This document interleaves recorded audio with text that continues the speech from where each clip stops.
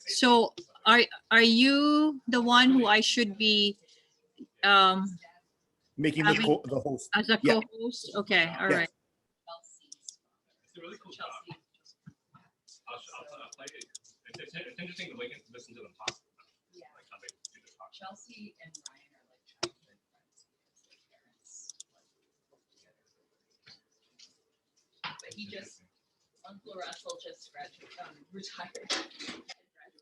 Are we accepting people already, Jacob? No, just the ones we know. So if we see the representatives, Yeah. And or your staff. Okay. So, let me see. So I'll handle the letting in, Senator. So Okay. All right. not I'm to worry gonna. about it. Yeah. All right. Thanks. But if you're working at like JFK, like you just hear them when It's recording already. it's super stressful because People fly. Should we do it after? Because I think we have it on set for. kind of good, like That's fine. It's only 15 minutes extra. It's Okay. fine. Let me let in Richard. And Bernie.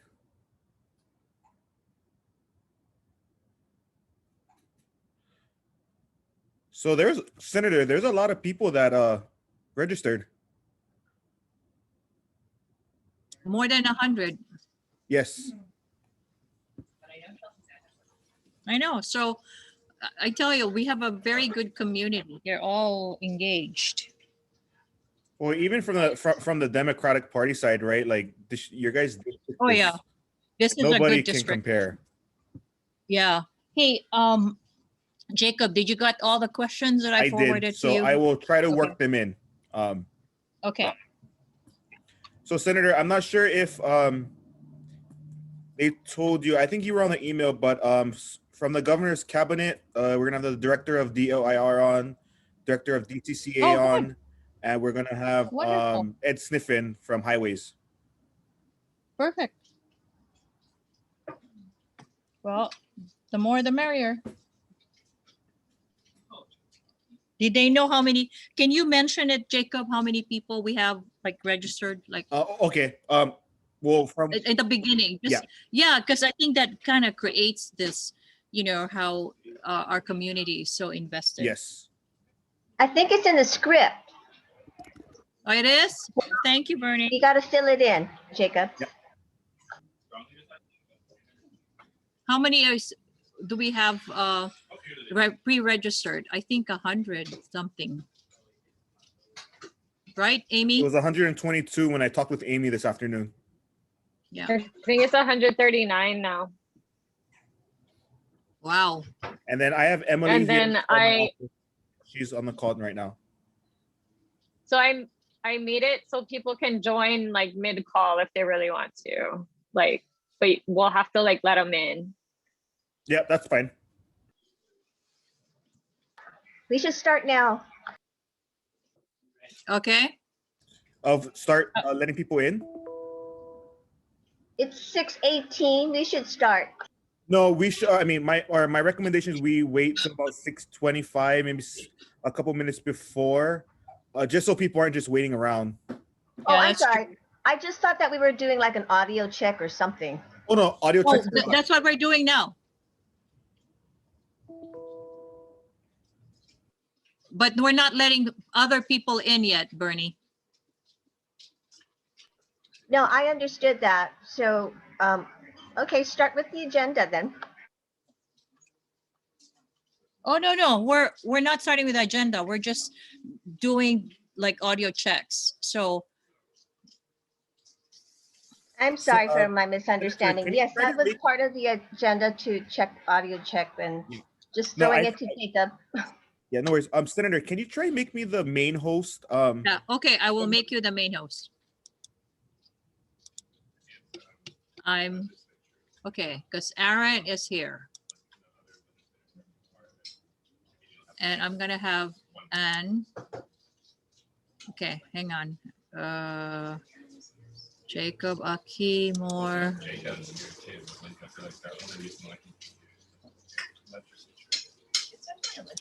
Well, yeah. Hang on. Okay, now your host. Got it. Thanks.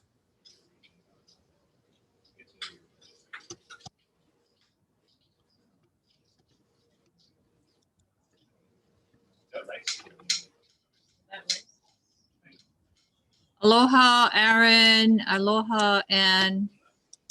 I know you're on the call.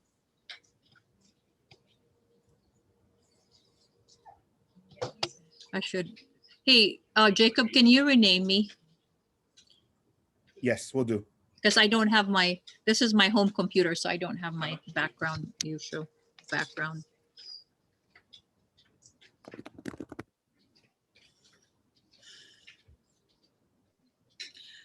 Anne, have you done any of these town halls at all? First time, you're muted.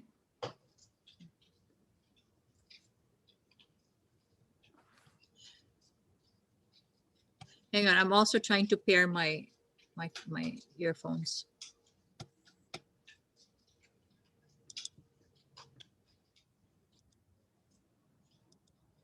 Oh,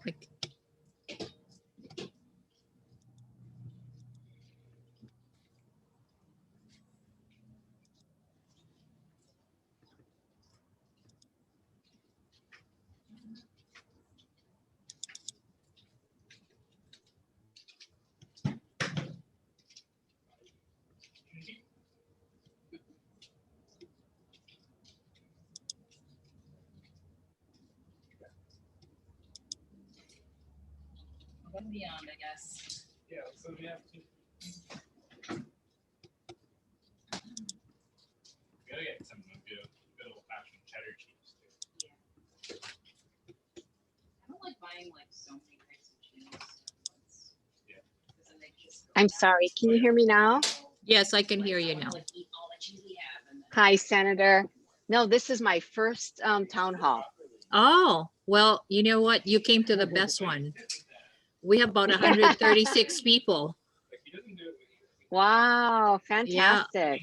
Very well, knock on wood. Very well organized.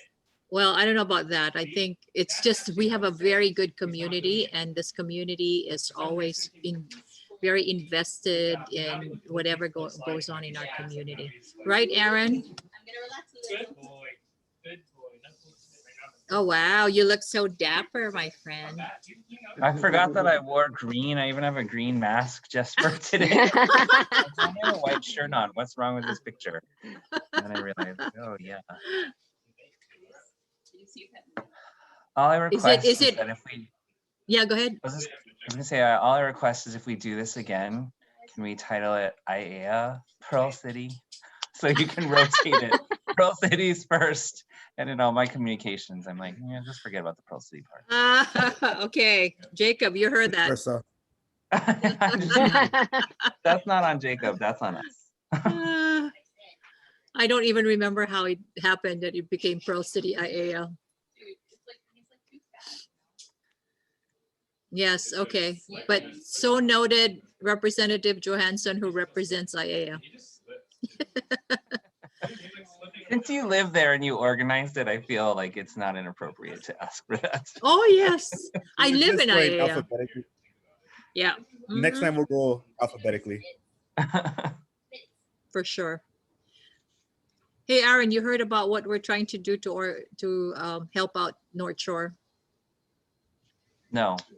Oh, I sent you an email.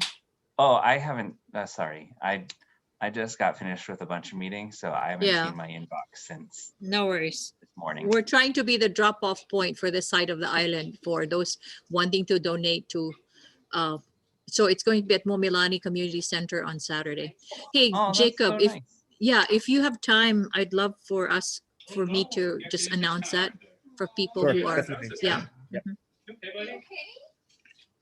Yeah, because a lot of people are wanting to donate for the North Shore affected families, but they don't want to drive all the way to Ha'ula.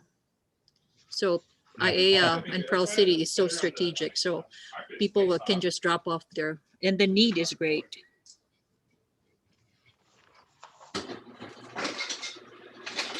Senator or Jacob. Can you let Bernie in? She's trying to get back in. Oh, is she? Okay, let me see. Oh, there we go. Hi, Bernie. Rep Takumi. Thank you, Jacob. What about Landon? Can we let Landon in? Yes. Just Landon Yes. from your- Yes, please. Landon leave. Okay. He was So, ASUH. Yes, he was. Landon, Aaron and Roy, we have about 136 attendees who pre-registered. That's more than normal. You know why? They don't have to leave the house, right? And then actually it's more than that because at Momilani, we have a kupuna area where they can go for those people who are not tech savvy. So we made it accessible to them. So for the kupunas who up to 30 of them can gather there.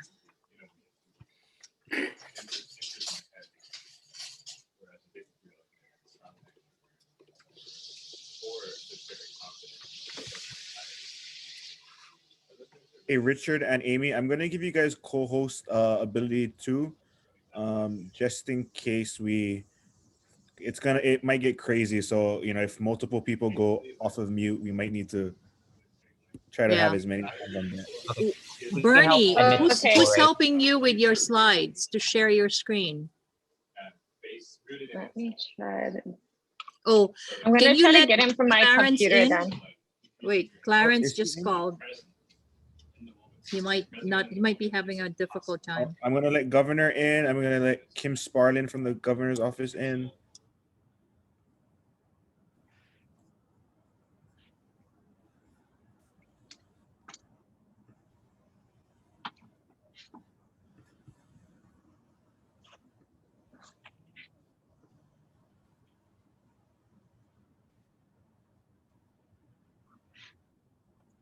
Senator Misalucha, to answer your question, all the slides were given to Jacob and his have it. team. Thank you. We just made a few here. I'll bring it up just to show you guys before we get started. But we just made a few oh, where did it go? We'll just go so this, and we'll go how to raise your virtual hand.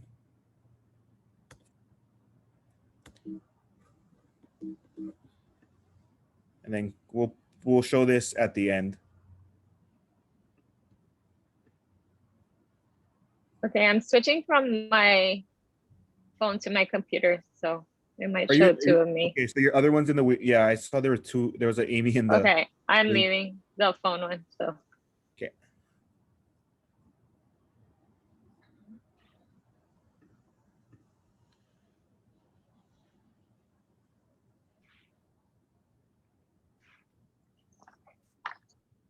You want to start letting people in? Yes. I can let people in, Jacob. Okay, thank you. Okay, good luck, everyone. So that's the thing. Hello. Hello. Hello. Hi, Shayna. Hi, Bennett. Hello, hello. Mute, please. Joyce, mute. Aloha, Alvin. Aloha, Joyce. Aloha.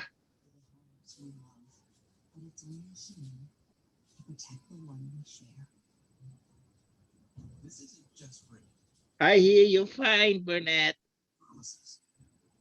Wonderful. Thank you. Thank you for joining us.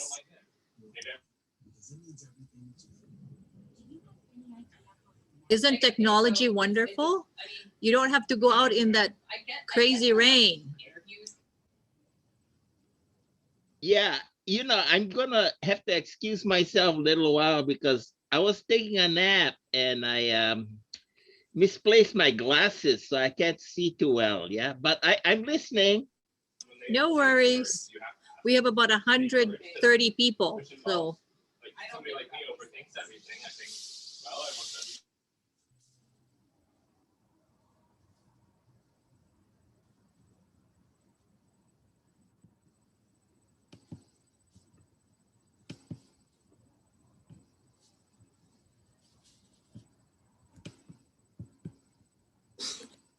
Aloha, everyone. I know we are supposed to start at 6:30, but we did have about 125 people register. So we're gonna wait a few minutes to wait to see if more folks show up. So we'll be starting in about 2 or 3 minutes. Thank you.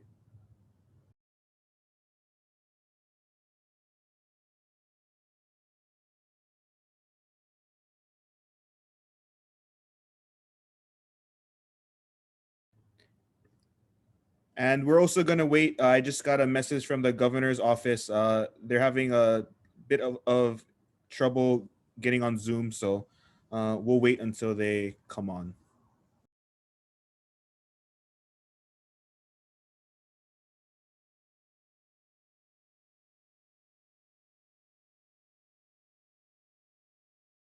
aloha, Steve Canellis. I see you. I think it's good and healthy to realize. And Carlos.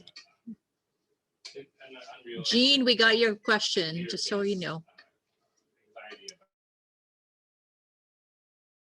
about Yeah, if the governor's having a problem connecting, you guys can pass Senate Bill, what is it, 947? Yeah, 947 for the broadband office funding. Maybe he'll have good connection. Very good lobbying point. There's the chief of staff or for the governor, Linda Chu Takayama, who's nodding and hopefully taking notes. And Naomi, Naomi is the program director for Momilani Community Center. Thank you for joining us and for accommodating our kupunas. I don't know with the rain whether any would be coming today, but still yet the effort has been much appreciated. Larry Beret, thank you so much. Appreciate that. Larry is the Pearl City Neighborhood Board Chair. Aloha, Yeah. Senator Bernadette, can I ask a question? Sure. It's our first time here, so do we give you our questions or can we ask? So that's going to be some of the ground rules that will be established by our moderator, Jacob Aki, who actually is our communications director at the Senate. Okay. So, we're gonna get started in 1 minute. I see that everyone's logged on. I see that we have most of our elected officials on, as well as the governor. So we will get started. Let's make sure everyone's here. Okay. Aloha, everyone, and thank you for joining us this evening on our Pro City ʻAiea Town Hall. My name is Jacob Aki, and I'm the Director of Communications for the Hawaii State Senate. And thank you very much for joining us on this wet evening. Fortunately, everyone's here on Zoom, so that's always good. But before we get started, we do have a few ground rules that we want to share with you folks to make sure that this meeting runs as smoothly as possible. So I'm gonna pull up my screen and we can go over those ground rules.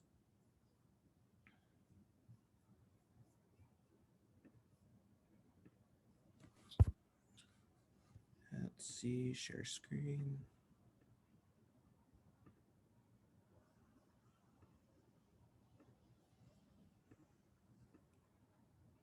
Okay, can everyone see the screen? Okay, so the first question was a really good question. Are we gonna have questions? And yes, we are, but the question and answer period will happen after the presentations by the governor and Dr. Libby Char. But before we get to that, I wanted to just share some of the tips that we have for our question and answer period, or if you have any questions throughout this town hall. we're going to ask that you raise your virtual hand. So being that most of you are logged on here via the Zoom app, you do have the ability to raise your virtual hand. So step one is if you're logged on either on a PC or a Mac, there is a participants button that will provide several options for you to choose from. If you are on mobile, there may be a tab on the right side, so you can select raise hand. If you're on an Android and iPhone, you may have to click on the three dots that says more. And when you click that, there will be a raise hand option. So let's get out of the screen so you folks can see. So yeah, so we're going to be using those tools to help us keep order in the meeting. Right now we have 78, and I do believe we're going to get to over 100 people. But if you have any questions throughout the presentation, please feel free to also leave your questions or comments in the chat. We do have staff who will be monitoring that.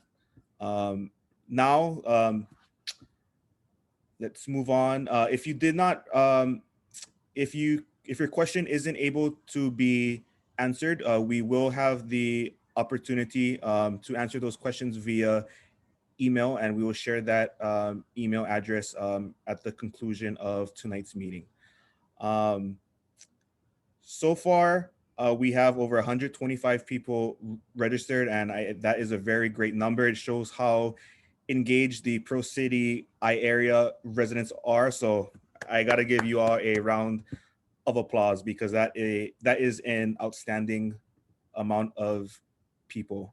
But in the audience tonight, I do want to recognize that we do have several elected officials here who are hosting tonight's meeting. So when I do call your name, can you just unmute and say hi so that people can see you? First, we have Senator Bennett Misalucha, who represents Senate District 16. Aloha, everyone. Thank you for coming and being here. We really appreciate your presence. Next, we have Senator Clarence Nishihara, who represents Senate District 17. Aloha. Good to be here. Thank you. Up next, we have, I think she's in the room, but Senator Donna Mercado Kim.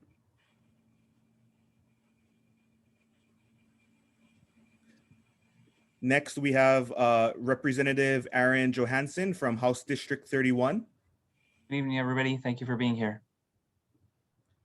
Next, we have Representative Greg Takayama from District 34. Hi, everyone. Thanks for joining us. Next, we have Representative Roy Takumi from House District 36. Thanks for joining us again. Thanks for coming out in the rain. Okay, that was a joke. Next, we have Honolulu City Council Member Carol Fukunaga from Council District 6. Aloha, everyone. Great to see all of you in spite of this bad weather. Aloha. And we also have Honolulu City Council Member Brandon Elefante from Council District 8. Thank you, Jacob. Aloha, everyone, and great evening.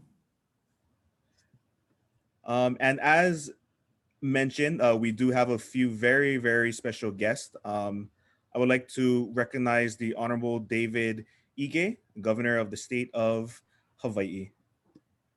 Aloha, everybody. Thanks for inviting me. And Governor ʻAiea also previously represented Senate District 16 in the Hawaii State Senate for many, many years. So this is kind of a homecoming for him. Also in the audience, we have one of our guest speakers, the Director of the Department of Health, Dr. Libby Char. Dr. Char, are you there? I am. Thank you for having me on this evening. Thank you. And we will be having a presentation from Dr. Char as well, but I would also like to recognize a few other special guests in the room. We have Director of the Department of Labor and Industrial Relations, Ann Pereira. Ann, are you there? Yes, good evening. Thank you for having me. Great to be here. Thank you. And we also have the director of the DCCA, Kat Avakuni. Kat, are you there? I am. Thanks, everybody. Aloha. And last but not least, we have the Deputy Director of the Department of Transportation Highways Division, Ed Sniffen. Ed, are you there? I'm here. Hello, everyone. Thank you very much for having me.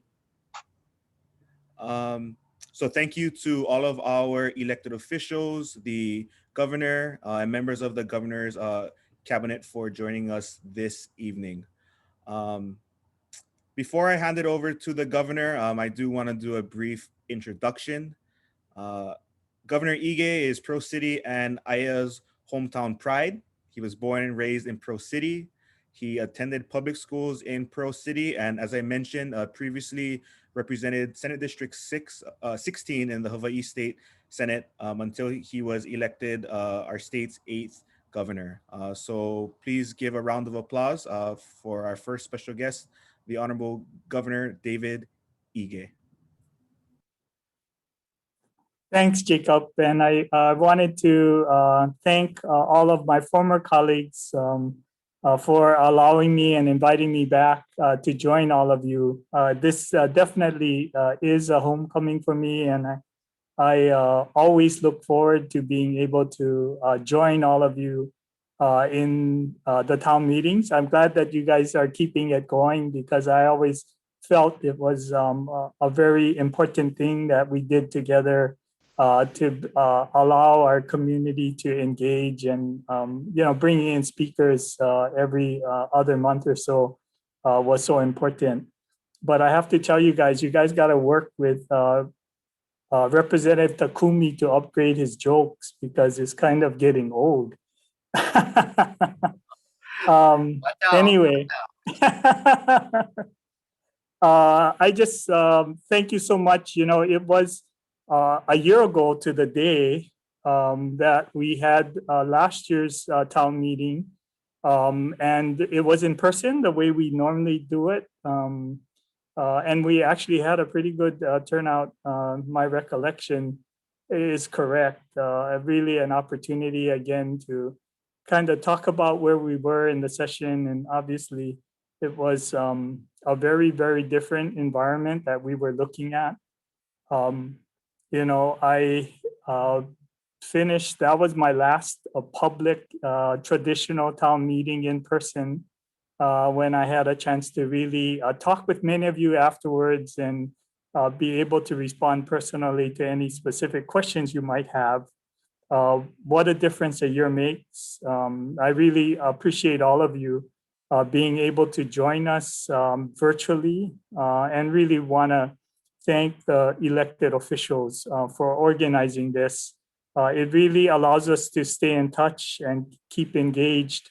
And I think it's so important, especially during these really, really challenging times. Virtually every aspect of our lives has been turned upside down during this pandemic. Every aspect of our lives has changed. School has changed, work has changed. Everything that we traditionally did didn't happen. For the first time, Don and I celebrated Thanksgiving and Christmas alone because we couldn't visit with family. And for the first time, my children didn't come home for Christmas. They really stayed on the mainland because it really wasn't the appropriate time to be traveling. So I do appreciate all of you for your sacrifices. Today, after a year in this pandemic, Hawaii continues to have the lowest infection rate in the country by a lot. And we have the lowest fatality rate by a lot. And I always say it's because I think we understand what it means to be a community. And each and every one of us have made the personal sacrifices that I've asked for, wearing your mask, sacrificing personal liberties in order to invest in our community and take the action so necessary to keep our community healthy and safe. So I do want to thank all of you for doing that, for being willing to sacrifice. on behalf of the community at large. As Jacob has said, we have a couple of directors who are on. We've been working with your elected officials to try and identify issues that you might want to talk about. And so I'll be making a presentation. I'll probably be going through a lot of things really quickly. I know that having time for question and answers is the part I enjoy the most in these town meetings. And I know that the comments I get from the community members is that it really is the part of the meeting that that all of you enjoy the most as well. So with that, we'll just get started. So I'll be making kind of a short presentation, talk about a couple of updates, and then Libby Char, since COVID and vaccinations is really top of mind for many of you, she'll be doing presentation, and then we'll throw it open for questions and answers. So I'm going to try to get through a lot of stuff really quickly. If you guys can save your questions for the Q&As, and then turning it over to Libby. You know, since the first case was found in the islands back in March 2020, you know, we continued to take the actions that we felt was necessary to keep our community healthy and safe. You know, as I said, we could only be successful as a community, and we have been the most successful state in the country. You know, I continue to be inspired by all of you because I've heard from many of you. I appreciate the well wishes. I do appreciate the criticisms and suggestions. You know, we are trying to get better each and every day. You know, there are many challenges, I think, as we have progressed through this pandemic. You know, I do think the good news is that there's light at the end of the tunnel. I don't know how many of you might have heard President Biden say that we would like to get to the point where every American is offered the vaccine by May, which I think is a terrific goal that he set. And I think most importantly, President Biden has done a terrific job in increasing the amount of vaccines that we've been receiving here in the islands. Dr. Char will give more detailed, but you know, the vaccinations have been going quite well, I think, in the 3 months since we received the first vaccine doses. Libby and her team at Department of Health has really focused on trying to get as broad a distribution network of partners as possible. You know, we have more than 100 sites. I stopped counting at 100. She's committed for every pharmacy, every clinic, every community health center, every person who normally is involved with vaccinations to be able to get and deliver vaccinations to our community. We really believe that that's the best way in order for us to vaccinate people as quickly as possible. You know, to date, we've administered 436,000 shots to community members all across the state. 158,000 are fully vaccinated, so meaning that they've received both doses of the vaccines that is recommended by the manufacturers. You know, we continue to ask for more vaccine. The one thing that we would be able to benefit from is increased doses from the federal government, because we do know that many in our community want to get vaccinated, but they are unable to because we don't have enough vaccines. We now have 3 vaccines that are very effective in combating COVID-19. The Johnson & Johnson vaccine was just approved last week, and we got our first doses of Johnson & Johnson vaccine. It has proven to be very good at reducing severe illness and hospitalizations and deaths with just 1 shot.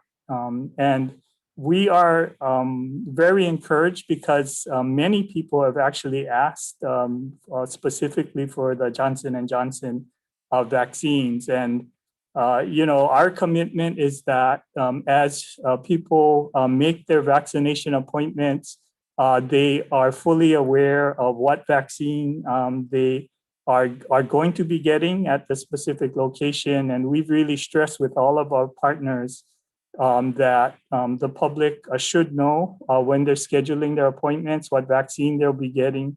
And, we hope as we get more Johnson & Johnson vaccine, that people would be able to decide and get access to the vaccine that they would want.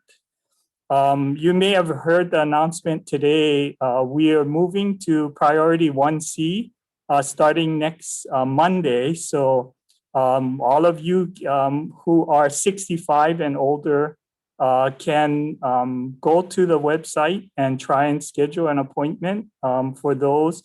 Priority 1C includes adults 65 and older now, and those 16 and older with medical conditions that would be of concern for if they were exposed to COVID. So, you can consult your physicians about any medical conditions that you may have.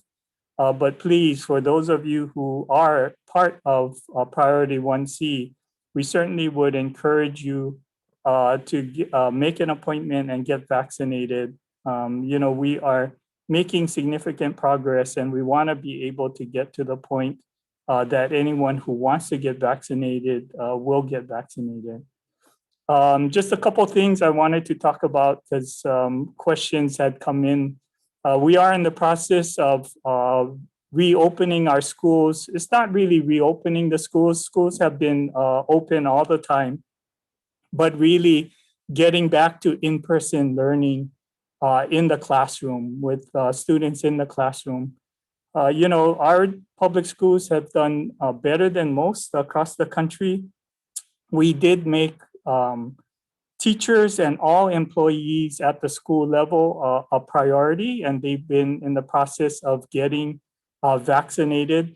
I was actually surprised to learn that many other states didn't do that.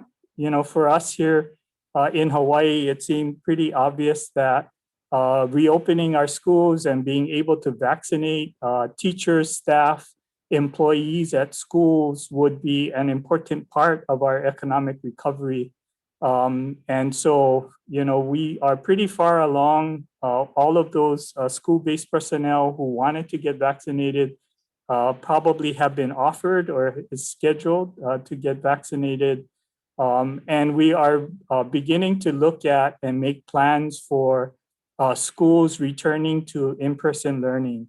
We're really putting a priority on the youngest children. And so the goal is to get all of the elementary schools to think about what they can do to get back to in-person learning for our students. We do know that some of our students have not been able to transition to online learning. Some of that might be due to inadequate access. Some of that might be due to just insufficient support in that home setting to be able to really benefit from the online learning program. But the department is working with each and every school to develop specific plans to return to in-person learning. And so we hope that all of the elementary schools would be able to return to in-person learning before the end of the school year. Middle schools and high schools are a bigger challenge, just because of the nature of the high schools. One of the fundamental mitigation strategies that the CDC has issued in terms of keeping schools healthy and safe is that we have to, I'm getting feedback, but okay. Can you guys hear me okay? Yes, Gov. Okay. We can. Yeah. So one of the mitigation strategies is to really create bubbles or cohorts within the school setting so that we don't have all students interacting with all staff in order to minimize the spread of the virus. We haven't we've been lucky or successful, I guess, in that there hasn't been any verified transmission of the virus occurring on campus. We do know that teachers and others have gotten the virus, but we don't believe that it's been transmitted actually on campuses throughout the state. So middle schools and high schools are just a much bigger challenge just because students are changing classes, they're moving around the campus, and clearly, if you think about every aspect of the school day would have to try and maintain physical distancing and masking, it just becomes a much bigger challenge at the middle school and high school level. So we continue to work with the schools in the best way possible to return students to in-person learning, and I think most importantly to do it in a healthy and safe way.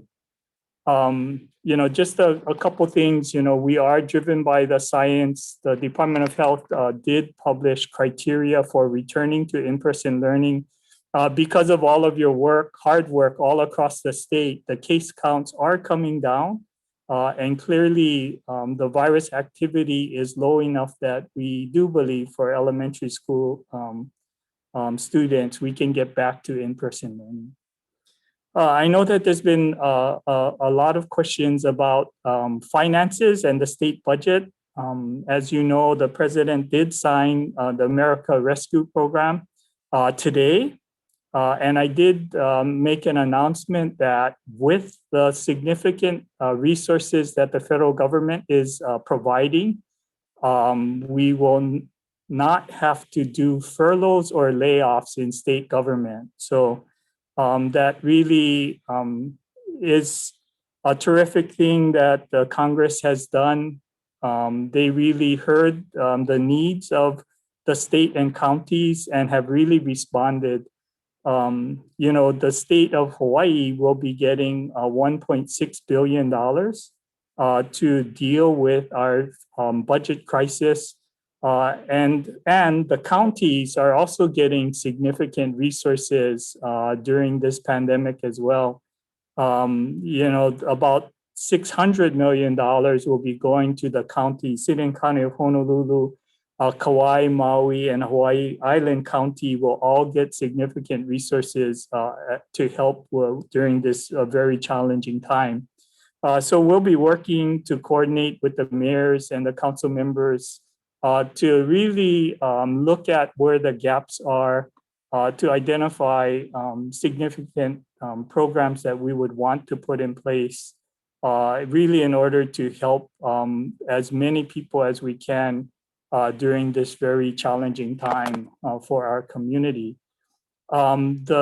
They've made a significant investment in education. So the Department of Education and the University of Hawaii will be getting about $460 million to the public schools and the university.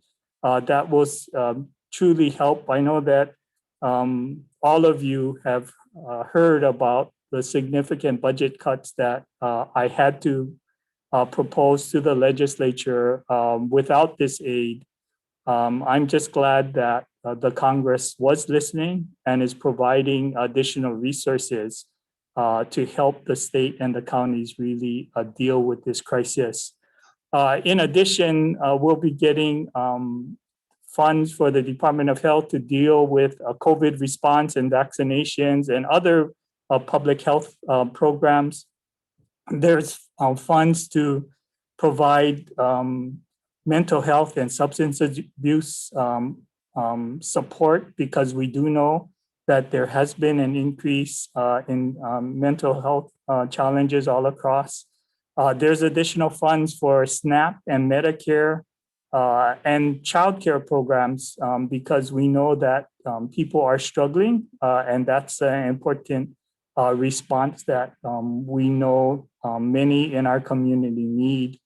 And there's significant additional resources for rent and mortgage relief. And the Congress has really expanded the areas that can be supported with the funds. They are including utility costs and other kinds of costs that typically are incurred by people renting or paying mortgage. So the next time you see Senator Schatz or Hirono or Representatives Case or Kahele, please thank them. You know, this America Rescue Plan really has rescued the state, certainly, and I know that it's helping the counties. And I think most importantly, it really is providing safety nets to many in our communities in a lot of different ways. So that really has helped us with the state's budget.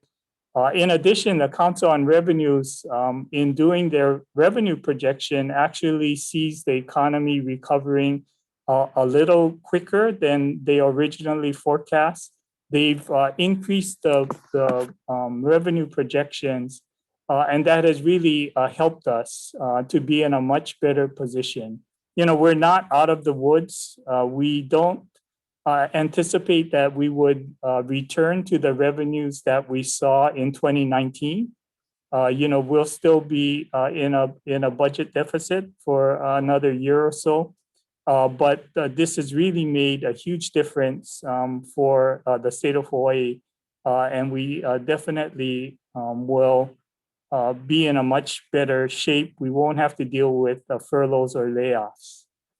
I know that many are asking questions about unemployment insurance and unemployment benefits. And that's why Anne's on the meeting today to really respond to any specific questions you have.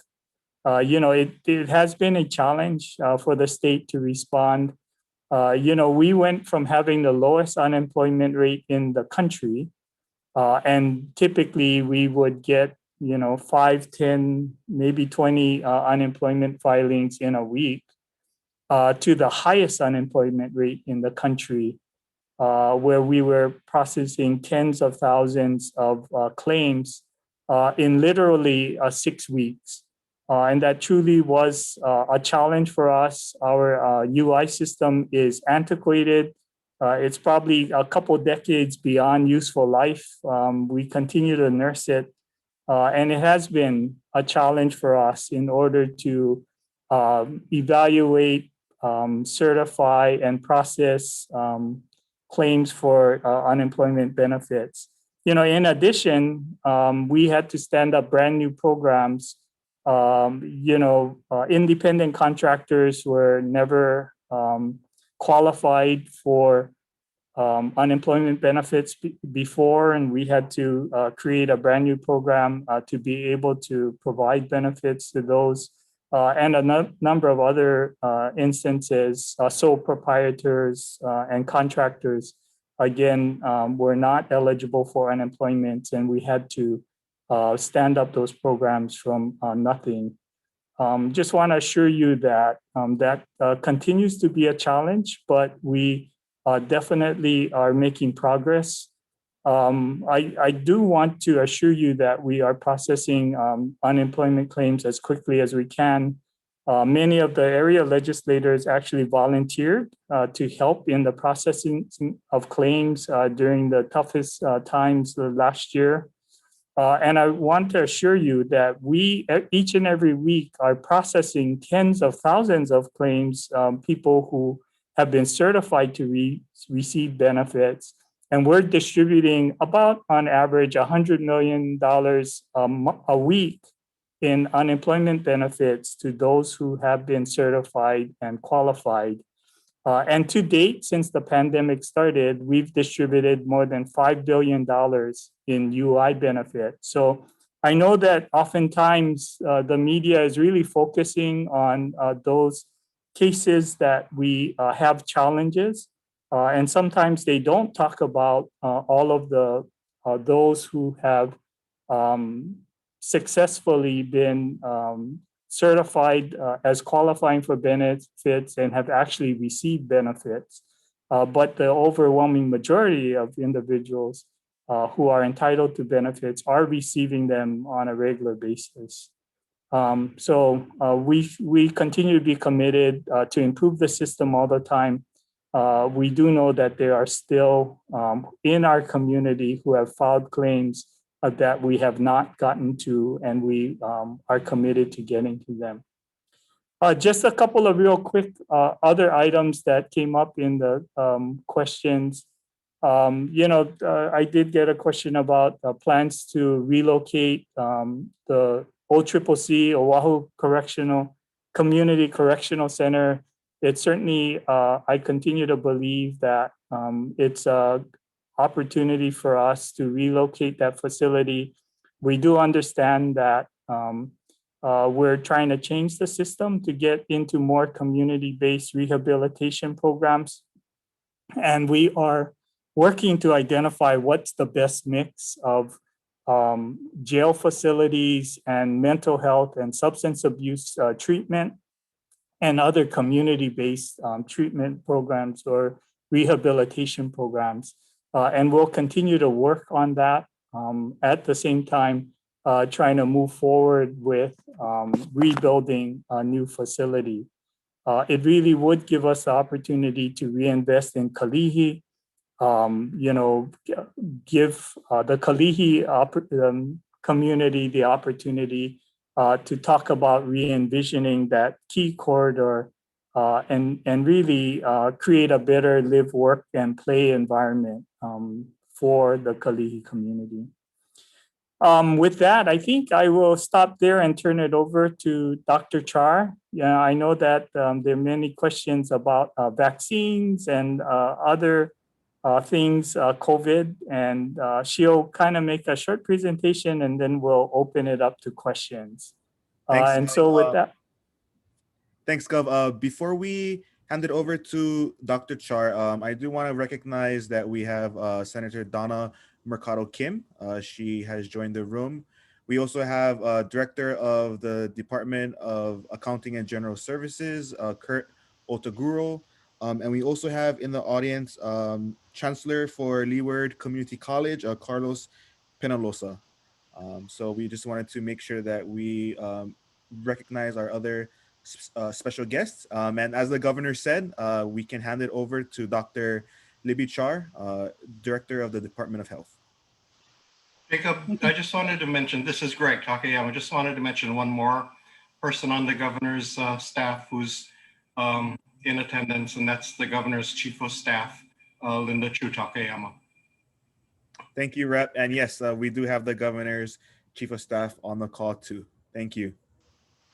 Dr. Char, the floor is yours. Thank you, Jacob. Good evening to the senators, representatives, and the council members. Thanks for letting me join this neighborhood town hall meeting tonight. Governor asked me to just kind of give some updates on where we are with regards to COVID from the Department of Health perspective. You know, vaccines are kind of a hot topic on everybody's mind, but I thought maybe I just touch on a few things real briefly, and then I think it may be more interesting for you all to be able to ask questions rather than having to listen to me talk. So one of the things that I think is most significant is that yesterday, the CMS came out with some updates with regards to nursing homes. And the guidance is now that we should start allowing for visits again. And to me, that's a really, really significant thing. It just came out. I haven't had a chance to sift through all the fine details, but the recommendation is there. And I just think it's really important to be able to spend time with loved ones and people who are in nursing homes and care homes, and to have even the human touch again. They're saying that if there's no COVID in that home, and if we follow, the protocols and the guidelines, they recommend meeting outdoors. But that you could hold somebody's hand. You could go hold your grandma's hand, or give your loved one a hug, or a parent or something, and just share that human touch. And I just think that's really, really significant. So that just came out last night from CMS. I think we'll just kind of jump into vaccines, and then happy to take any kind of questions anybody has. So as the governor noted, we've been getting vaccines to people in 4 major ways. The strategy was always that we get vaccine to people sort of where they're at, where they're interested or willing to accept the vaccine. And so we, from the get-go, have been partnering with the federal pharmacy program to go to long-term care facilities and vaccinate those individuals within those long-term care facilities. Second way, we've been working with the small independent pharmacies and having them go to the small community care homes to vaccinate the people there, both the staff and the residents, and to provide that vaccine access to them in the care homes. And then third, been working really closely with the federally qualified healthcare centers. Those FQHCs are like Kokua Kalihi Valley, Kalihi Palama, Waianae Coast Comprehensive Center, Waikiki Health. Those guys are key because they're the ones that live and work within the communities that oftentimes are the most challenging and have people at highest risk. So it's really important that they're there in their community, they're part of the community to help get the vaccine out there. Help them to register and get online with it, and then also help them, giving them as much vaccine as they can use to vaccinate their patient population. The fourth way is what most people are familiar with, and that's, we'll call them pods. Many of them are done through the hospitals. There are some clinics that are also vaccinating. There are a couple that are being run by the Department of Health, and then there's a lot of partnerships to run the pods, and that's what most people think of when we talk about getting vaccinated. For example, at Leeward Community College, there's a pod that's being run in conjunction with the city and county. The Department of Health is doing the vaccination, and they're helping with some of the logistics on that side, and I think that's been working really well to get our frontline essential workers vaccinated. So those are the 4 ways we had been working on. And then recently, within the past few weeks, the federal government added another program called the Federal Retail Pharmacy Program. And we didn't have a say in that. That was just kind of predetermined by the federal government, but they selected Long's Drug Store or CVS in our communities. And what they did was they selected, I think it was 6 of them at the outset, and then they added on 4 more. And this is statewide. And so you can sign up and go to one of those pharmacies and get vaccinated. It's all online appointments or telephone to get an appointment. But the first 6 were in Kaneohe, 1 in Hilo, 1 in ʻAiea, 1 in Kapa'a, 1 in Kahului, 1 in off of Woodlawn. And then they added 4 more, and that was in Iwalei, Eva Beach, Kailua Kona, and 1 in Ainahaina. And I'm hearing that they're going to add another pharmacy a few more, 1 in Pearl City, 1 in Hau'ula, and 1 in Waianae, but I don't have any specifics on that yet. But those are going to become more and more important, I think, as time goes on, because the plan is if we can blanket our community so that all these pharmacies have vaccine, then it almost becomes like a flu shot, right? And if you want to get vaccinated, you can just go to one of these neighborhood pharmacies, you get your vaccine there, and make it a lot easier for people where they're at, rather than them having to go someplace else or go to a large pod. So as the other thing is, as the governor mentioned, that today we made an announcement that as of Monday, the 15th, we are going to open vaccination to phase 1C. 1C is gigantic. It's like 500,000 people. And there are 3 major groups within 1C. So we are very happy to welcome those who are 65 and older, and then those essential workers who are not covered in 1A or 1B, and then those who are 16 and older who have serious health challenges and comorbidities. That group, I think the stats were something like 56% of our population in our state has at least one of those medical conditions that would put them at higher risk or possibly at higher risk. And so we're having to be a little bit more focused and targeted for that population. The good thing we found was that when we had a bunch of clinical experts look at this, because we can't have, I think it would be pretty chaotic if 500 people just all of a sudden tried to sign up for appointments. But if you look at the health challenges, in general, age serves as a really good surrogate. So if you look at the comorbidities and the number of illnesses that people have, it seems to correlate fairly well with age. And so that's going to allow us to use age as a surrogate. And for many with the health issues, by vaccinating according to the age groups, we will also be vaccinating those with significant comorbidities. That being said, there are a few special medical conditions that we would just like to highlight. So those with severe respiratory disease that are on oxygen, those on dialysis, and those who are undergoing chemotherapy or infusion therapies, we would like to just invite them at any time to get vaccinated. So the population, just to reiterate, that opened up as of Monday will be those who are 65 and older, those who are on dialysis, those who have severe respiratory disease who are on oxygen, and those who are on chemotherapy or other infusion therapies. We're also continuing to reach out to communities that have been disproportionately affected by COVID-19. So again, that's where the FQHCs play a really large role in reaching some of those communities. And we've set up a bunch of mobile vaccination efforts to also reach those who have mobility challenges. So we're kind of partnering with DHS and our social service partners. So if we hear of people who have mobility challenges, can't get to a pod, or they're bedridden or something along those lines, but they're not in a care home where we otherwise would have gotten to them, we're getting those names sent to us, and then we're also trying to go out through these mobile vaccination pods to make sure that everybody in our community has access. I think the bottom line for me is that we still don't have as much vaccine as we need. This is going to take several months to get through the next, the 1C. Again, it's like 500,000 people, right? It's like 500,000 people.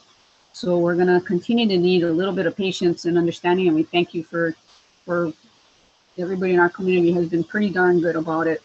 We're actually ahead of where we thought we would be, and we're continuing to get a gradual increase in doses. So we will vaccinate everyone that is interested in being vaccinated. And I think we're going to get there a little bit sooner than we had initially anticipated. Couple of other things. So the CDC also came out with some updates on Monday, and they note that if you've been vaccinated and you've had your full vaccination, which in most cases 2 doses plus a 2-week period to allow your immune system to ramp up all the way, or if it's Johnson & Johnson, it's that single dose and then 2 weeks to ramp up. If you've been vaccinated, that it's okay for you to get together in a small setting, like say in your house or something, with another household that's been fully vaccinated, without wearing your masks and without keeping that 6-foot distance. So again, that means that they're seeing safety in getting together, like say it's with other family members from a different household. They've been fully vaccinated, you've been fully vaccinated, that you could get together in those small groups and maybe have dinner together in your house or something along those lines. They also note that it seems to be pretty safe for those who have been vaccinated to get together with somebody in another household that's not been vaccinated, as long as those others are at very low risk for any kind of severe illness. And I think the best example would be vaccinated grandparents getting together with grandchildren who are at low risk for having any kind of significant illness. Again, that speaks to just that human connection again. I've gotten some calls from grandparents, and they're ecstatic about this. This is such a huge and significant thing in people's lives. So I think we're heading in the right direction. We still have a ways to go. There's all kind of things going on, but I think maybe I'll stop there, and when it's appropriate, we'll be happy to take some questions. Thank you, Dr. Char. We will be moving into our question and answer period, but before we do get there, we do want to take a group picture because we have over 101 people on this call, which I think is a really good testament to the engagement of the Pro City ʻAiea residents. So I will be taking us to gallery view, and if you want to be included in the picture, and you aren't on camera yet, I'll give you a few seconds to do so, and I will On the count of three, everybody can smile, okay? And hold your smile for maybe about 30 seconds. Ready? 1, 2, 3.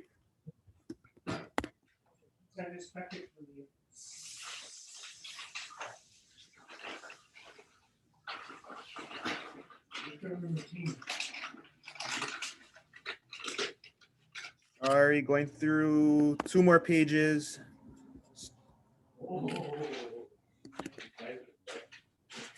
And we got it. Thank you, guys. Okay, so we are going to be moving into our question and answer period. And I do want to give everybody kudos. We kept it to 45 minutes of presentation, and we have about 45 minutes for question and answer. So if you weren't with us in the beginning, if you do have a question, please raise your virtual hand. And when you are recognized, please state your name and the area that you are from. So whether you're from Pearl City or ʻAiea, we just want to know kind of where everyone is from. I also want to recognize that we do have the director of the Department of Public Safety, Max Otani, who just joined us. So wanted to extend our aloha to him. So we will be going into our question and answer period. And depending on your question, I may direct it to a specific person because we do have a good number of members from the governor's cabinet who is on. So whether your question is related to unemployment, whether it's related to health or your road, we do have a number of people who are on that can answer those questions. So Jacob, maybe if I could just respond. I know that there was a question up in the chat.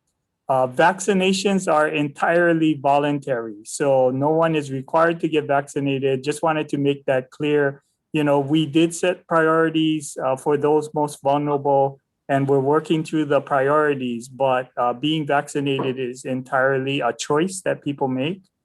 Just wanted to respond to that question. Go ahead. Thank you, Gov. So we'll go to our first question. The first hand I seen that went up was Michael Elliott. Michael, your question or comment. And once again, please state your name and where you're calling from. Hi, aloha, Governor, Senators, Representatives. My name is Mike Elliott. I'm a retired Navy veteran, a local business owner. A couple issues that I have that are personal to me, and as you can see behind me, I've got the Second Amendment out on this flag. That is my background. Over the years, I've continued to argue for the gun rights of law-abiding citizens within this state, yet see continued erosions of those rights.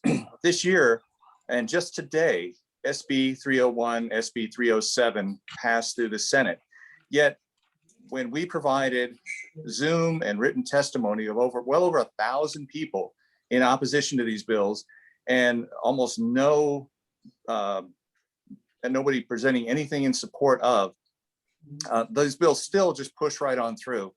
And we hope that as it's taken up in the House, that the representatives will see the, why some of these bills are so wrong. We try this again and again. It's law-abiding citizens that are often under attack. Secondly, I'm a business owner, and I saw that you're raising taxes, and I had to dig into my own pocket to make sure that I could stay afloat this past year after those 2 month closures. And raising taxes is punting when it comes to fiscal responsibility. There are other ways that you could have raised money, and I want to ask everyone that's a representative, governor on down, did you forego your salary this past year during the COVID pandemic while so many people lost their jobs, were unemployed, or left the state? Governor or any of the reps. So I think just to summarize what he said, I think his question was related to the recent gun bills that are moving through the legislature, and the second was relating, I guess, to the impact of small businesses. Anybody, Governor, or any of the legislators want to take a stab at this question?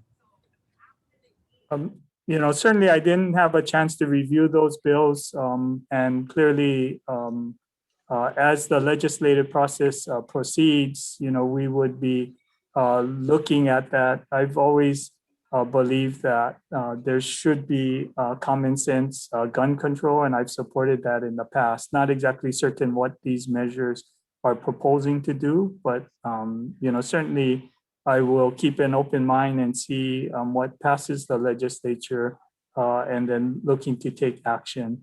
We did freeze pay increases for legislators, cabinet members, and judges last year as we entered the pandemic. So clearly that we recognize that these are challenging times, and that pay raise was not appropriate. And so all the legislators, the executive, and the judges have frozen their salaries. Thanks, Gov. And I know we have a lot of questions, so we're gonna move on. But if you do have any questions, please feel free to also email them. And if we get through one round, we may call for seconds. I will recognize that Samantha has her hand raised. So Samantha, the floor is yours. Aloha, good evening. Good evening, Senator, Governor, House of Representatives, elected members. My name is Samantha DeCourt. I'm a resident in District 33, a registered voter, and a very concerned citizen. Governor, I believe this question is for you. Legislatures are contemplating a law for mask wearing. The science is split on mask effectiveness. Governor, will you veto the bill if it gets to your desk? And when will you allow individual responsibilities for wearing masks or not wearing masks, being that we have such a low rate here in the state of Hawaii, as you mentioned in the beginning of this Zoom meeting? That's my question. Thank you. Certainly we do review the science as we proceed, and we have been in the process of reducing the restrictions. But I do believe that the science is clear that wearing masks does prevent COVID infection, and it does slow the spread of the virus. I think Dr. Char might be able to respond more specifically, but clearly the recommendations that I've read from the CDC and others show clearly that mask wearing does make a difference. It protects the mask wearer and those that they may come into contact with from spreading the virus. But we do evaluate it all the time, and we'll be relaxing restrictions as appropriate. Dr. Char, was there anything you wanted to add to that particular question? No, I think the governor summed it up. There's a lot of evidence out there, and mask wearing is effective. And I think more of the science now is focusing on the type of mask and the layering and whatnot. There was a thing recently about double masking and whatnot. I think it's not so much a matter of double masking. I think it's a matter of having a mask that fits well and that covers your mouth and nose, and it has several layers. Thank you, Dr. Char. Next, I see that Alvin has his hand raised. Alvin? Oh, thank you for the opportunity to ask my question. I'm not sure why my video has stopped working, but can you hear me? Yes, we can hear you and we can see you, Alvin. Oh, I see. I didn't realize that. Yeah, I have a question for Dr. Char. Sure, go ahead. Question. Okay. I have a friend on Maui, and there's a little dispute now at the correctional facility. Her son is safe because he was released on good behavior as long as he stays with his mom. But I believe the DOH spokesperson who says that all protocols are being followed at the Maui facility. But on the other hand, I thought I heard you say earlier that the prisoners would have a high priority because they are in a very risky situation and they are likely to get infected, as has happened on Maui. What is the status of this kind of vaccination anyway? Thank you, Alvin, for that question. So the Department of Health is partnering with the Public Safety Department, and we have gone into Maui Community Correctional Center and offered vaccine to the inmates. Again, as Governor noted, it's totally voluntary. So they went in once and offered vaccine, gave them first dose, and then there were several inmates, I think, that had declined to get the vaccine. They went back a second time and again offered it, and I think they've been back 2 or 3 times thus far. Max might know better than I do, but I know that Dr. Pang and the crew from the district health office went in and offered vaccine more than once, and they've gotten first doses. Oh, just a follow-up. Is this being done with all the other correctional agencies, and are the staff getting vaccinated as well? Yes, so we haven't made it to every correctional facility yet, but I think we've gotten into most of them. And I believe that even on the neighbor islands, that the public health nurses and the Department of Health is partnering with the public safety department to offer vaccine to both the staff as well as the inmates. But you're exactly right. It's kind of a high-risk situation because of the proximity. That's hard to isolate and quarantine. Just you have a lot of people there. It makes it really tough to isolate and separate people and keep large distances. Thank you. I appreciate the answer. Thank you. Rob, I do see that you have your hand raised, but I will call on Claire because she was having trouble raising her hand. So we'll go with Claire first, and then Rob, you'll be right after. Claire, for your question or comment. Hi, Governor and all the legislators, too numerous to say hello to, but Claire Tamamoto with the ʻAiea Community Association. Hi, Gov. I have, oh, sorry, my daughter is rescuing her child. She doesn't want all you guys to see her. So I have, for many of you, you know that I run a preschool and an adult daycare center. At the preschool, we've seen a drop in our numbers by about 40 students. And at the adult daycare, we've seen a drop of about 10 adults with a maximum of 33.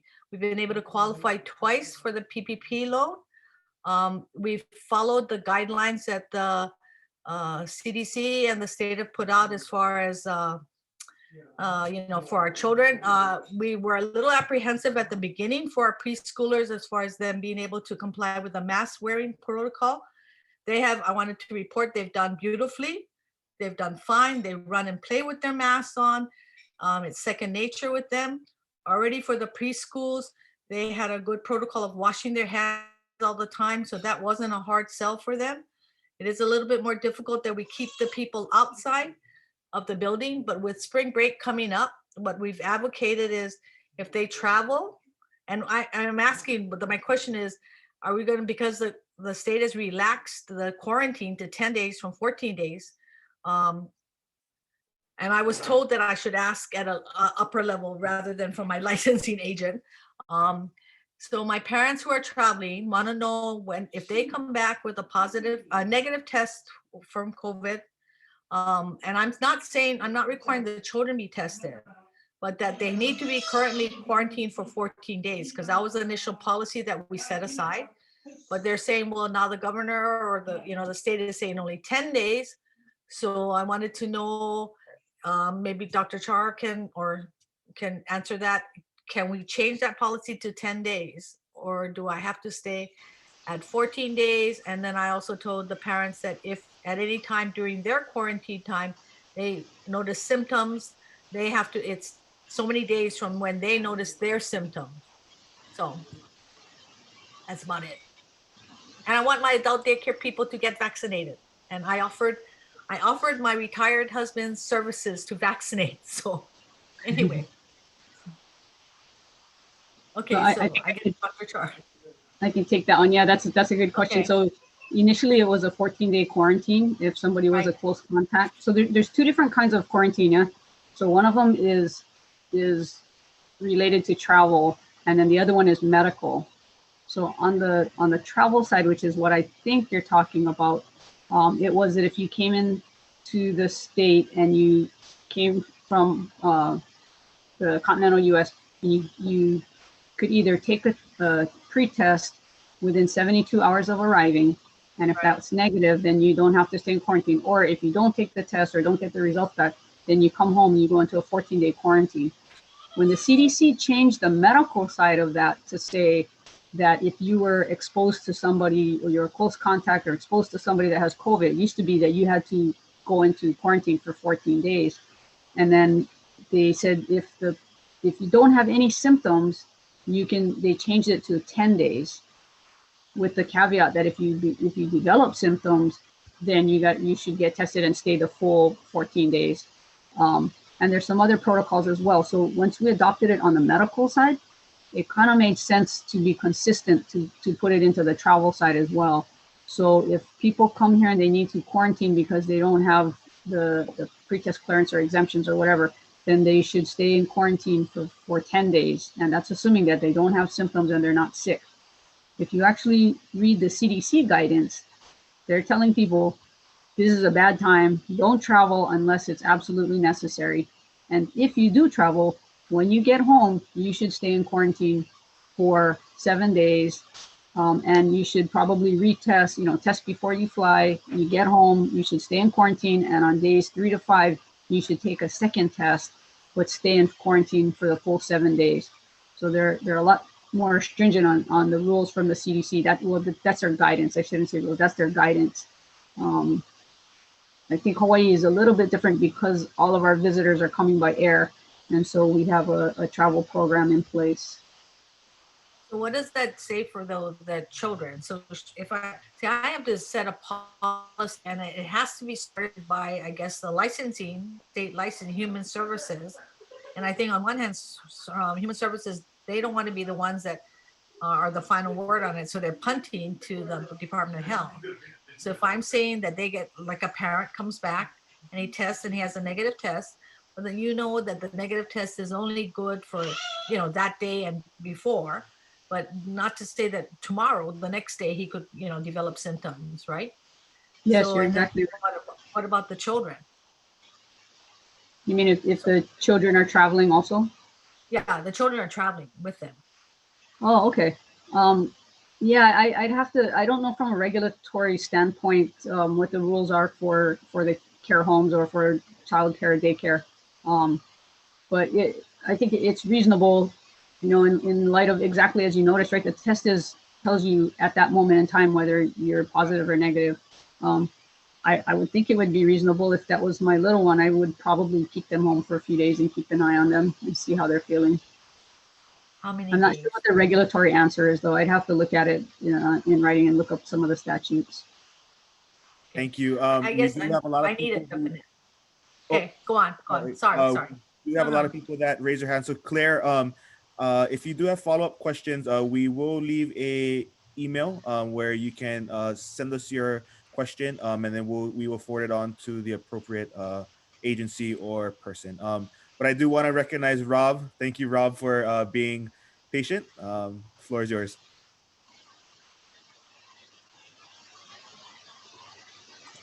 Hi, my name's Liz. I'm from Pearl City. And I just wish people would stop pushing the vaccine like if it's candy, because who's going to be liable when there's a death? And I wish people would read the instructions.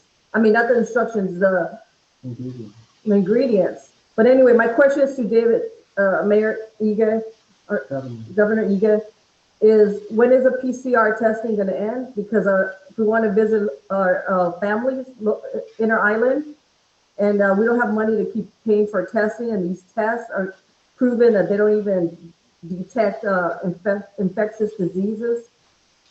So I just want to know when that's going to end. Yes, certainly. I do meet with the mayors every week, and we are discussing as the virus counts have dropped across the state about when the inter-island quarantine would be dropped. So we continue to have those discussions. We don't have a specific date at this point in time, but we are looking at as the virus counts come down, when we would be able to drop the inter-island. But what's the catch? But what's the catch if you don't? You have to be vaccinated to go to visit your family in your island. What is the catch? No, you're subject to quarantine when you arrive in the neighbor island.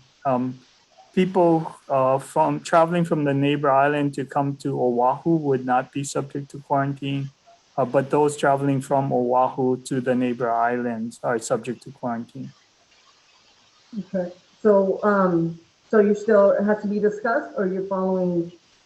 Well, that's what the current policy is, and we're looking at relaxing that because the virus counts have come down significantly, especially here on Oahu. You know, the virus counts have been low on the neighbor islands, and that's one of the reasons they wanted the quarantine for those coming from Oahu to the neighbor islands. As the virus counts on Oahu have gone down, we're discussing with the mayors when they feel comfortable allowing travel from Oahu to the neighbor islands without quarantine. Yeah, but the PCR test, you know, they don't detect viruses. So why is that the means that we use? All they detect is proteins. Have you guys done any research?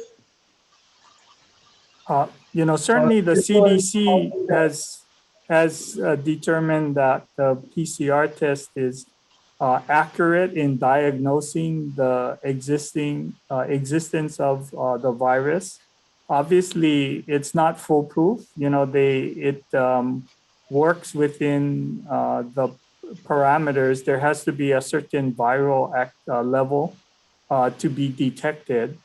But, you know, it's the best mechanism that we have to identify those who are infected by the virus. But the virus is a 99% survival. Why are we going through all this stuff? Vaccine being pushed and all this stuff. Why? Well, you know, certainly we do believe the vaccines have undergone the studies to show that it is effective in reducing the severity of illness and reducing the incidence of those becoming infected. And it is a voluntary action. People can review the science and decide if they want to take the vaccine or not. And that's the problem. People don't know better, and you guys are just passing it like candy. And then when people die, who's liable? Who is liable for this? You know, thank you guys for your question. But we do want to get to the other people. I do see that we have Joyce with her hand raised. Joyce, for your question or comment.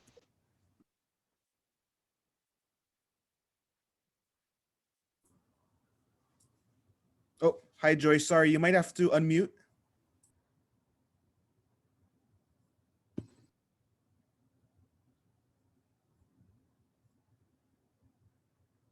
Oh, sorry, Joyce. I think you're still on mute. There you go. Is it working? Yes, we can hear you, Okay, Joyce. okay. Sorry, I'm a retired teacher from Foster Village, and I want to get back to Mike Elliott's question. You know, politicians talk a lot about we and we and we, but what politicians and state workers are not doing is they never have sacrifice in their livelihood, which means their pay. And, you know, when you tell the whole state for today, a year to lock down, what do you expect the small businesses, who is the thriving part of our community? What do you expect? How do you expect our community to rebound if you kill off all the businesses?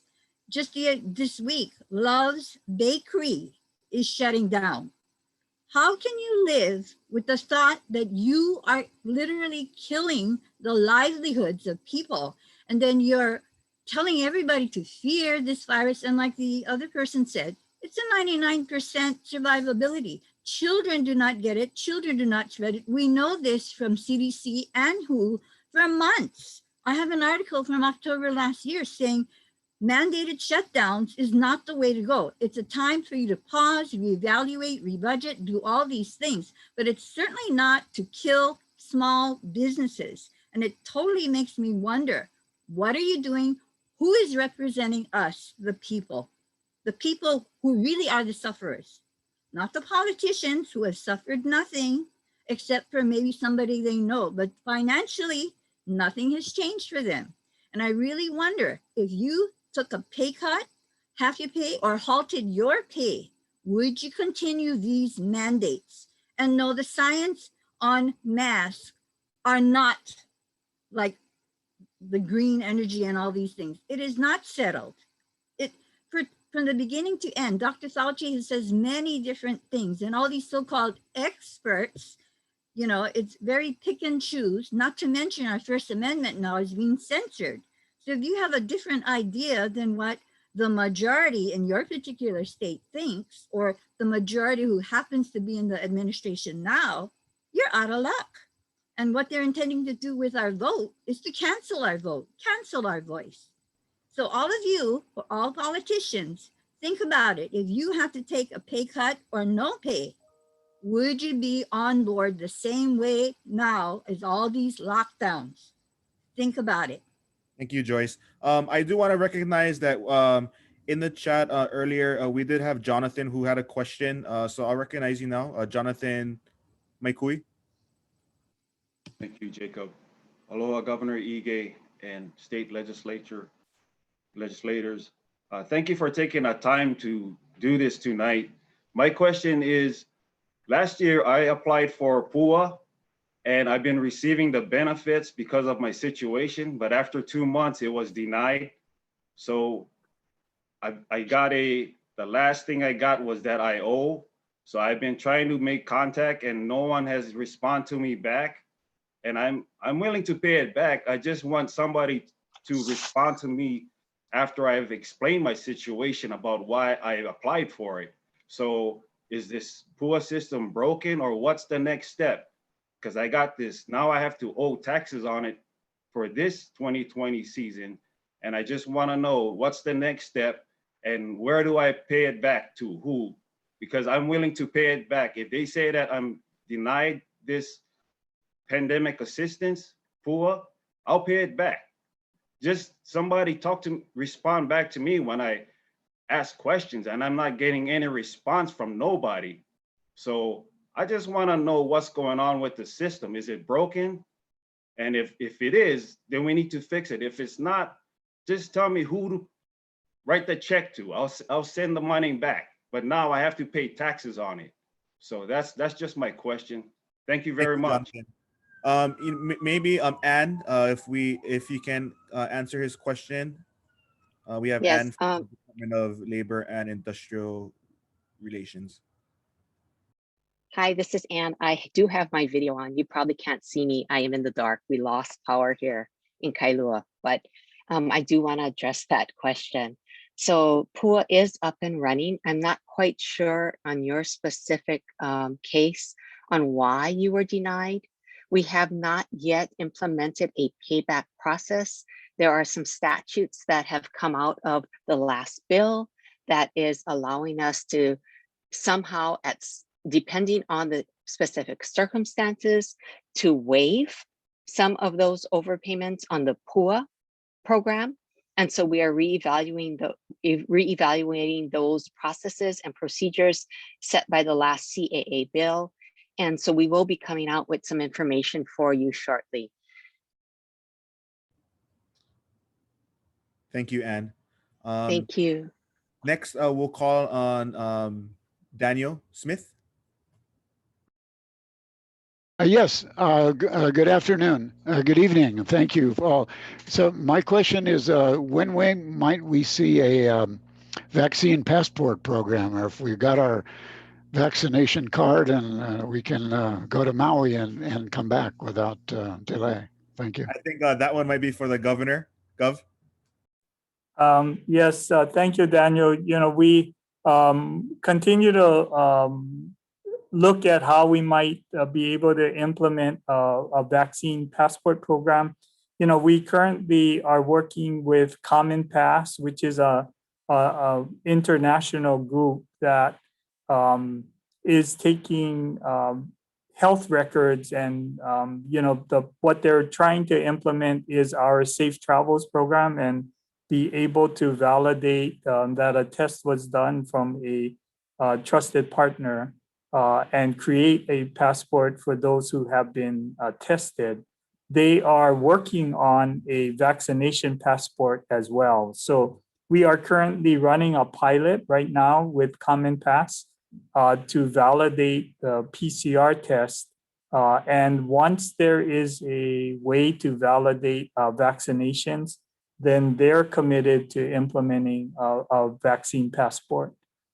So, we continue to improve the Safe Travels program to make it easier for people to get a test, and for those who are vaccinated, hopefully, once this Common Pass program is supported for vaccinations. Thanks, Gov. And I do want to recognize that Samantha and Michael, I know you folks have your hand raised. We'll try to get to you, but we do have others that didn't have a question yet. But I also want to do a time check. We have about 10 minutes until 8 o'clock, which is supposed to be our end time. So we're going to try to get through everybody. So if you can keep your questions and comments brief, and let's go. We'll go with Patricia Beekman.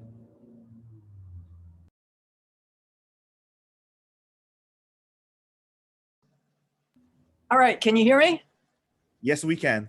Okay, great. I noticed that there's no option to be anonymous here, and I know Zoom does allow that. I would strongly recommend that. I know the politicians probably want to know who we are. Oh, I'm Pat from ʻAiea. But we're going to get a better cross-section of opinions if we allow anonymous comments. It was good enough for our founding fathers, should be good enough for us.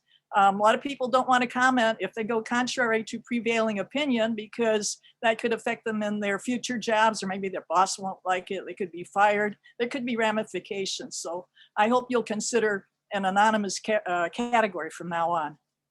And then I'd like to comment on Governor Ige. You keep mentioning the CDC as your authority. I haven't heard you mention the UN's WHO yet, but the CDC is a corrupt organization.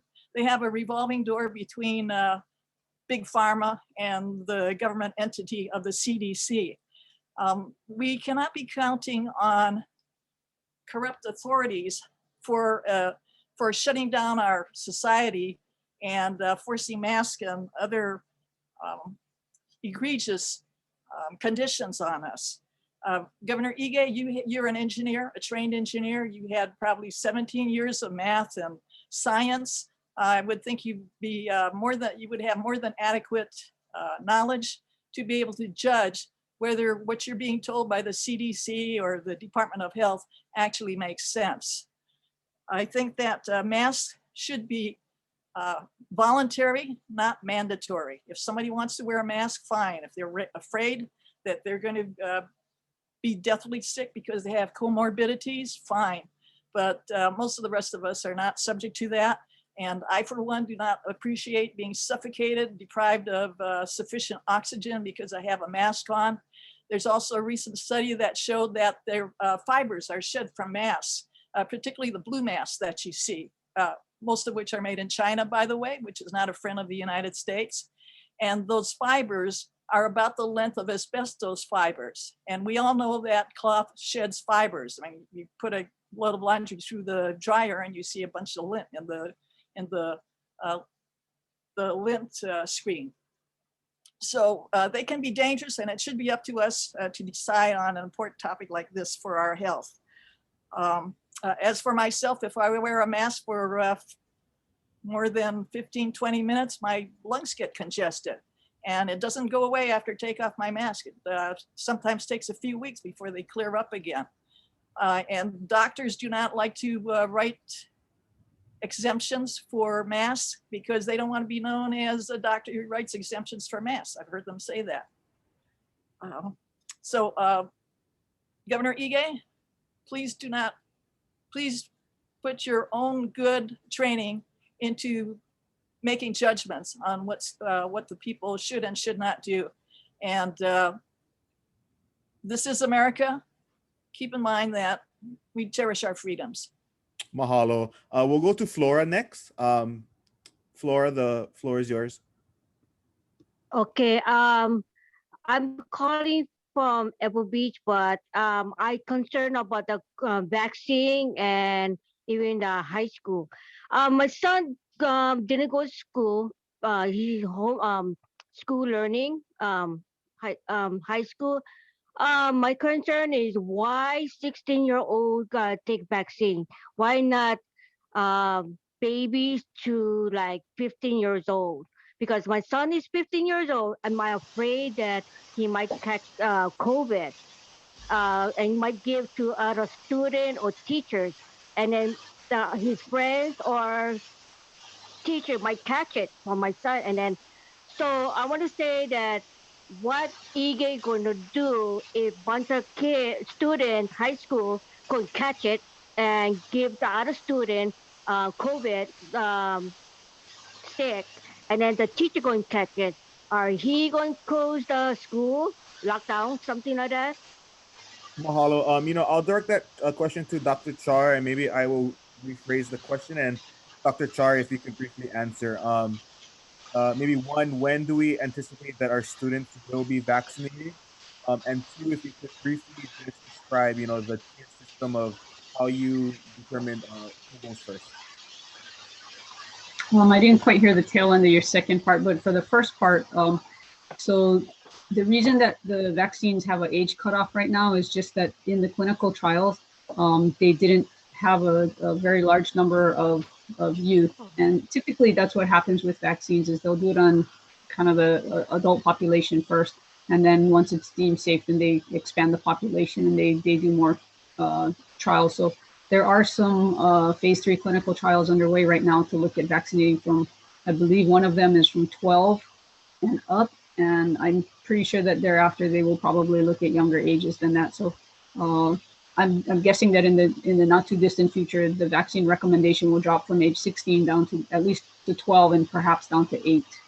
Yeah, and then the second part of that question was, how did you determine who gets vaccinated first? I guess in terms of who's in phase 1A, B, and I think you answered it earlier when you said that the phased system was based on who is the most at risk of contracting COVID. So we saw in phase 1A we had a lot of the essential workers, nurses, doctors, frontline workers, and then we kind of worked our way down. Is that correct? Yeah, so there's kind of two parallel tracks with regard to the vaccine. One of them is to reduce morbidity and mortality. So that's the individual getting sick or having significant illness. And that's why it was long-term care facilities, because they were very, very high risk, as well as in 1B, we moved into 75 and older. The other parallel track is for those who are key to the core essential services that we need to keep our community running. So for example, your first responders, we want the utilities and the other core services there so that if the power goes out, there's somebody to address that. And so one side was the functioning of our community, and the other side was the individual to prevent significant illness and injury. Thank you. We have about 3 minutes left, and I really want to thank Samantha and Michael. I know they had their hand raised, so we'll recognize the both of you. If you can be very brief, we'll go with Samantha and then we'll go with Michael. And these will be the last two questions, but I'll quickly go over later if you have any more questions, how you can reach out. So Samantha and then Michael. Thank you so much. Yes, I'll be very brief. I'm going to switch gears a little bit to another fun topic, which is the rail. So my question is for the council members and legislatures. It was just reported that the rail has a $3 billion shortfall. Now that the state has interjected itself in the project in 2019, will legislatures, well, at least the ones who are with us tonight, make a commitment to hold the city accountable for the extra costs and not raise taxes for the taxpayers? That's my question. Thank you so much. Okay. Did any of the council members, either Councilmember Elefante or Councilmember Fukunaga, did you want to take a stab? Sure. I totally agree with holding the city accountable. I think that is something that we're all going to be looking very closely at over the next several months. So please stay tuned as we have more and more meetings, through Zoom and through a lot of live chats. I think the next thing that we really want to emphasize is that we have a lot of things to face together. And so we cannot afford to just roll over these additional costs. Thank you. Jacob, I'll add to that. Real briefly, thank you, Samantha, for that question. I've always been a supporter of rail, as that's something that our community has always wanted, and understand that the cost is involved. But as Councilmember Fukunaga mentioned, yes, there is a shortfall with that, but the federal government is a partner along with our state. We have to ensure that we complete the project as is in our full funding grant agreement. And we've got help from Senator Schatz and 70 million for it. But going forward, those are going to be some questions that we'll ask during the budget process. Thank you for that. Thank you. And Michael, last question.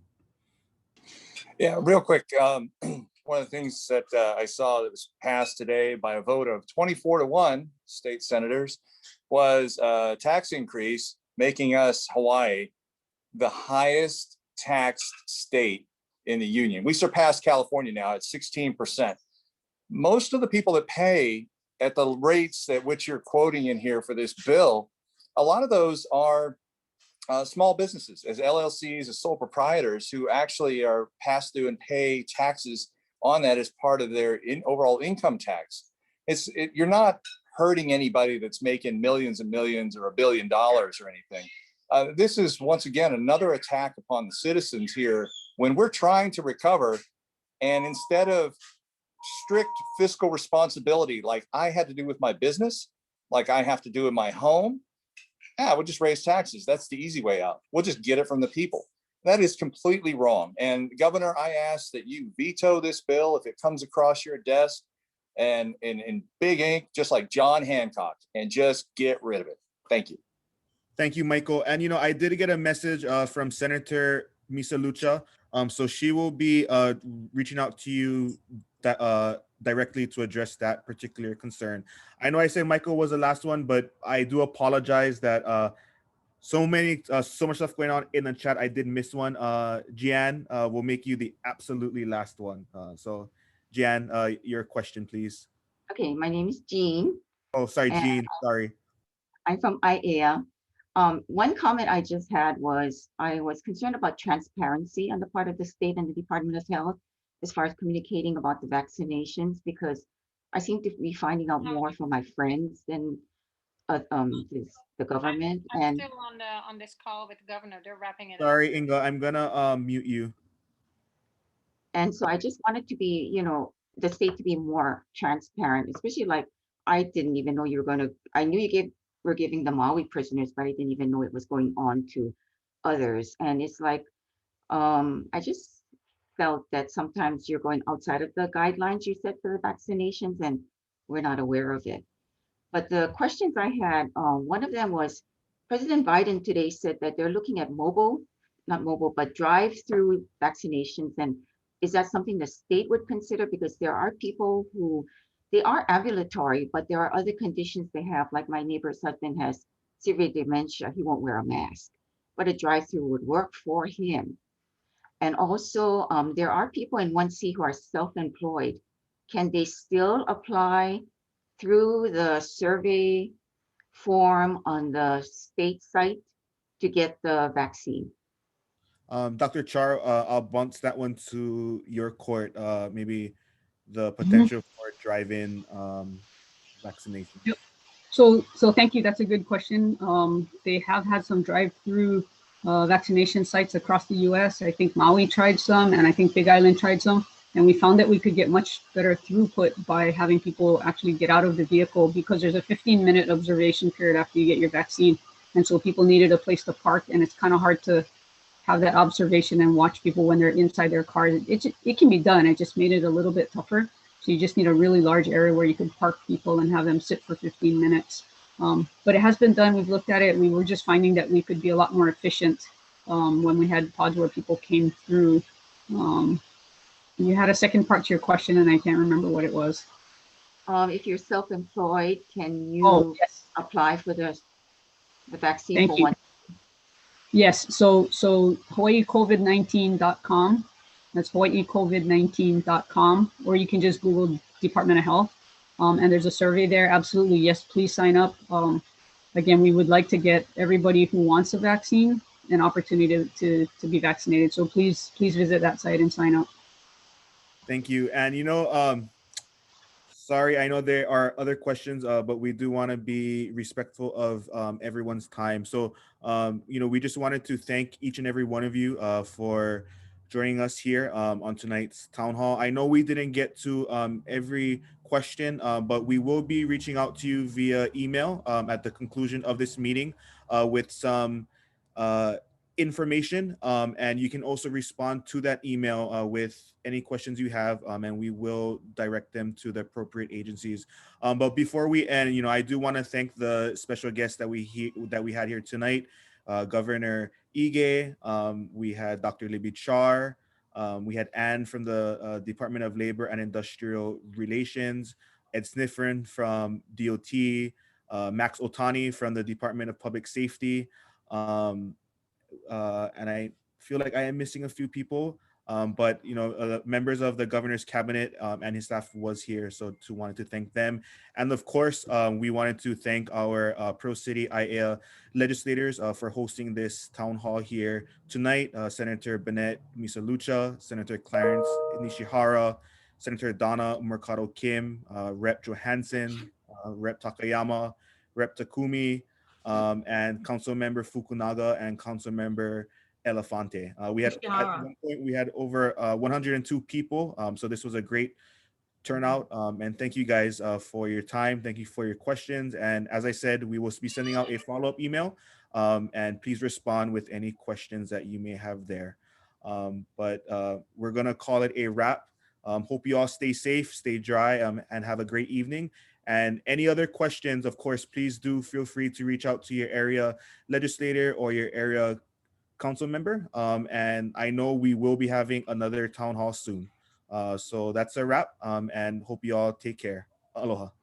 Aloha. Aloha.